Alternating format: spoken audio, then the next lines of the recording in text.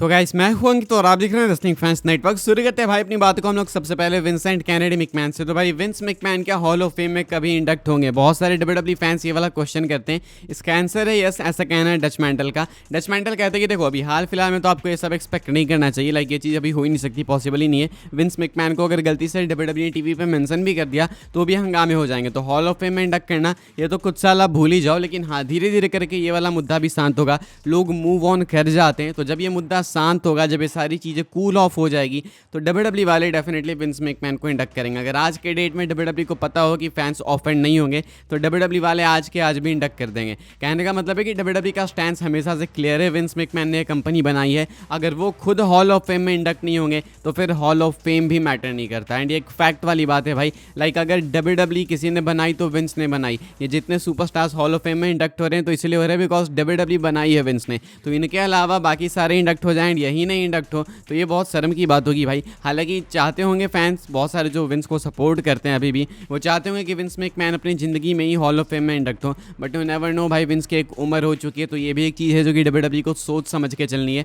हम सब चाहते हैं भाई कि अगर विंस इंडक्ट हो तो भाई जिंदा रहेगा इंडक्ट हो, ताकि वो स्पीच हम लोग सुनता है। अच्छा नहीं लगेगा भाई कि विंस की डेथ हो गई है, उसके बाद हॉल ऑफ फेम में उनको इंडक्ट किया जा रहा है, उनके भी यहाँ पे स्टेफनी या शेन मैकमैन अवार्ड लेने आ रहे हैं, तो उसमें उनका स्पीच हमें नहीं मिलेगा। इसलिए अगर विंस की स्पीच चाहिए तो भाई डब्ल्यूडब्ल्यू को जल्दी ही ये करना होगा। लाइफ का कुछ ठीक नहीं है भाई, जवान लोग मर जाते हैं, विंस की तो फिर भी एज हो चुकी है। तो डच मैंटल का कहना है कि कुछ साल लगेंगे, अब बस होप करो कि विंस हेल्दी रहें भाई कुछ सालों तक, एंड उसके बाद वो हॉल ऑफ फेम में इंडक्ट होंगे तो उनकी स्पीच सुनने को मिलेगी। अब देखो भाई ये केस वगैरह का क्या होता है, लेकिन डब्ल्यूडब्ल्यू केस हो मतलब प्रूफ हो विंस गलत है या नहीं वो तो बात की चीज़ है, लेकिन डब्ल्यूडब्ल्यू वाले स्टिल उनको इंडक्ट करेंगे अगर चीज़ें ठंडी हो जाती हैं तो, ऐसा मानना है डच मैंटल का। आगे बढ़ते हैं गाइस, हम लोग बात करते हैं डब्ल्यूडब्ल्यू के हाई टिकट प्राइसेस के बारे में। एंड टीकेओ के प्रेसिडेंट मार्क सेपेरो भाई जेपी कॉन्फ्रेंस में इसके ऊपर कमेंट करते हैं एंड कहते हैं कि देखो सही बात है कि टिकट प्राइसेस काफ़ी हाई है, लेकिन कंपनी उस पोजीशन पे आई है। वो तो राइम हो गया, टिकट प्राइसेस हाई है बिकॉज कंपनी उस पोजीशन पे आई है।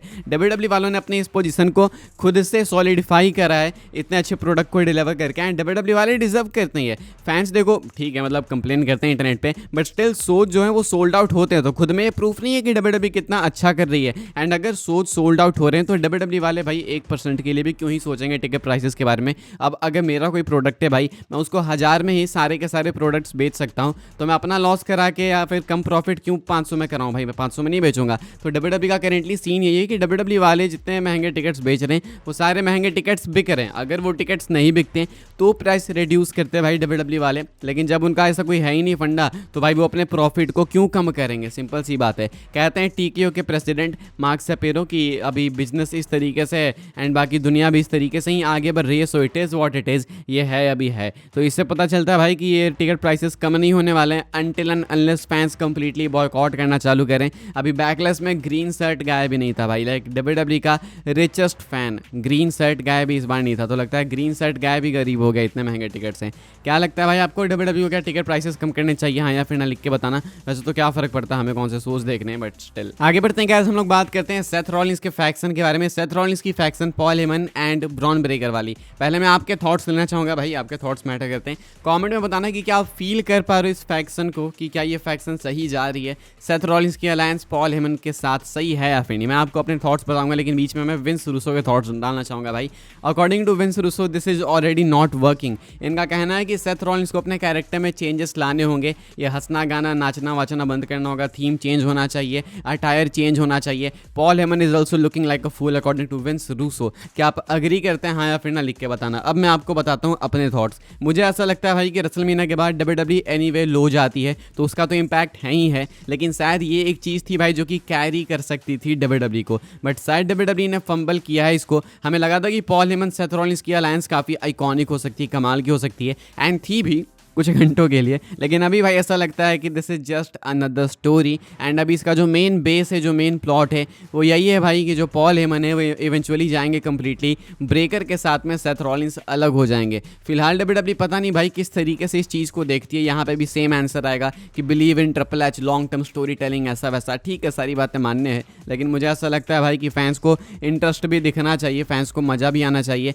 रेसलमेनिया के तुरंत बाद इंटरेस्ट इतना ज़्यादा गिरना, मैं ट्विटर पर देख रहा हूँ भाई किसी का मन नहीं लग रहा है डब्ल्यूडब्ल्यू देखने में, चाहे वो कोडी का फैन हो, रोमन का फैन हो, चाहे सेथ रॉलिंस का ही फैन क्यों ना हो, किसी का मन नहीं लग रहा भाई डब्ल्यूडब्ल्यू देखने में। कमेंट्स में पढ़ता हूँ भाई अपनी वीडियो पे, तो लोग इतने बोर हो चुके हैं आजकल, तो डब्ल्यूडब्ल्यू को कुछ करना चाहिए because things are not going good. मुझे ऐसा लगता है कि ऐसे चलते रहा भाई तो फैंस अब सीधा समरस्लैम देखेंगे, वो भी अगर अच्छा होता है तो क्या लगता है आपको इसके बारे में कमेंट करके बताना। आगे बढ़ते हैं, हम लोग बात करते हैं बेकी लिंच के बारे में। बेकी लिंच को प्रेज किया है विंस रूसो ने, क्या बोलते हैं वो मैं आपको बता दूं। कहते हैं विंस रूसो की बेकी लिंच के अंदर एक चीज़ वो नोटिस करते हैं, वो ये है कि बेकी लिंच को जो भी कैरेक्टर मिलता है बेकी लिंच उसको बहुत अच्छे से प्ले करती है। चाहे तुम मैन वाले कैरेक्टर की बात कर लो, चाहे तुम बिग टाइम बेक्स की बात कर लो, चाहे अभी कुछ टाइम पहले बेकी लिंच जिस कैरेक्टर में थी उसकी बात कर लो, चाहे अभी वाले कैरेक्टर की बात कर लो। बेकी ने प्रॉमिस किया है कि फैंस जो भी उन्हें बोलते हैं बेकी होगन या फिर ऐसा वैसा, वो अब सब कुछ प्रूव करने वाली है, वो न्यू कमर्स को रोकने वाली हैं, यानी कि उनको पीछे से पकड़ के टांग खींचेंगे उनकी। कहते हैं विंस रूसो की बात बिल्कुल सही है कि बेकी लिंच जो है डब्ल्यूडब्ल्यू की ग्रेटेस्ट फीमेल रेसलर्स में से एक है। बेकी ने अभी रिसेंटली क्लेम किया था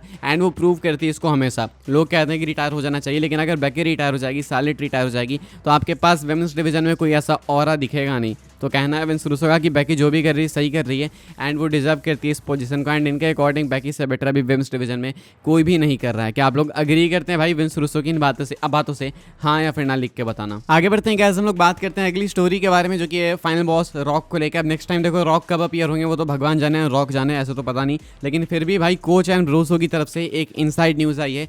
कोच का कहना है, जोनाथन कोचमैन का, जो कि डब्ल्यूडब्ल्यू में काफ़ी टाइम तक थे एंड डेफिनेटली भाई इंटरनल लीड्स होगी इनके पास। इनका कहना है कि इनके सोर्सेस का कहना है कि जो रॉक हैं वो जॉन सीना के साथ शायद आपको फिर से देखने को मिलेंगे अराउंड समर से मैं सीधा समर स्लैम आ जाऊँगा भाई। समर स्लैम की बात हो रही है यहाँ पे। इनके अकॉर्डिंग रॉक जो है आपको जॉन सीना के साथ एक बार फिर से पाथ क्रॉस करते हुए दिखेंगे समर स्लैम के अराउंड, या तो समर स्लैम खत्म होने के बाद, या नहीं तो समर स्लैम में, या नहीं तो भाई हो सकता है कि सीधा समर स्लैम से पहले। अब आपको क्या लगता है भाई क्या हो सकता है यहाँ से, डब्ल्यूडब्ल्यू कैसे लेके जाएगी कहानी आगे, वो देखना होगा। बिकॉज रॉक ने काफ़ी कुछ स्पॉइल कर दिया, काफ़ी एक्सपोज किया था रॉक ने, वीडियो हमने बनाई थी एंड आप सबको मालूम है कि रॉक ने क्या क्या बोला था। इतना सब कुछ बोलने के बाद अगर रॉक फिर से आएंगे जॉन सीना के साथ, तो क्या इसको रियल प्लान मानेंगे भी फैंस, या फिर इसको कहा जाएगा कि अगेन एक टेम्पररी सेटअप है। ऑल्सो क्या फैंस, भाई क्वेश्चन ये भी है कि फैंस क्या इस चीज़ को एक्सेप्ट करेंगे अगर रॉक आके बोल देते हैं कि ये तो लॉन्ग टर्म स्टोरी टेलिंग थी, बिकॉज वो पहले एक्सपोज कर चुके हैं डब्ल्यूडब्ल्यू को।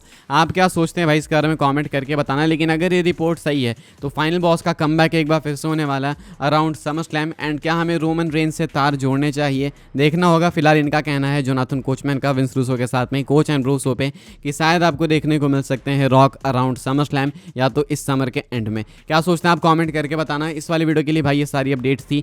आई होप आपको इन्फॉर्मेशन मिली तो वीडियो को लाइक करें, शेयर करें एंड सब्सक्राइब करें चैनल को, ताकि आने वाले टाइम के अंदर आपको और भी सही डब्ल्यूडब्ल्यू की न्यूज़ इन्फॉर्मेशन सबसे पहले जानने को मिलते रहे। फॉलो कर सकते हैं आप लोग मुझे इंस्टाग्राम एंड ट्विटर पर, लिंक आपको मिल जाएगी डिस्क्रिप्शन में। ज्वाइन कर सकते हैं व्हाट्सएप चैनल को, उसके भी लिंक आपको मिलेगी डिस्क्रिप्शन में। मिलूंगा मैं आपसे अगली वीडियो में जल्दी ही, तब तक के लिए good bye, thanks for watching.